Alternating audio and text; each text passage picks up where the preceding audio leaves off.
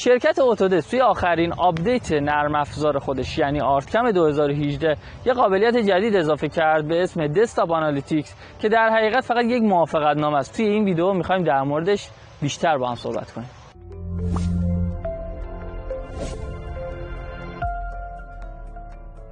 در حقیقت آرتکم توی قابلیت جدیدش یعنی دسکتاپ آنالیتیکس از تو میپرسه که به من اجازه میدی که به اطلاعات آرتکم دسترسی داشته باشم که بتونم آپدیت های بعدیمو دقیقاً مطابق با نیاز خودت بهت بدم. حالا نکته جالبش اینه که اتودسک همون سال آرتکم رو فروخت و در حقیقت آرتکم 2018 آخرین نسخه نرم افزار آرتکمه. حالا بگذاریم دسکتاپ آنالیتیکس در حقیقت یه چک مارکه که اگر تیکشو بزنی یعنی آره داداش راحت باش به اطلاعات دسترسی داشته باش نرم افزار خودته، و اگر نزنی یعنی چی؟ یعنی اینکه نه من دوست ندارم. حالا یه سوال برای ما که از نسخه کرک این نرم افزار استفاده میکنیم و اصلا اتودسک آی پی ایران رو کلا تحریم کرده، آیا تفاوتی میکنه که این چک مارک رو بزنیم یا نه؟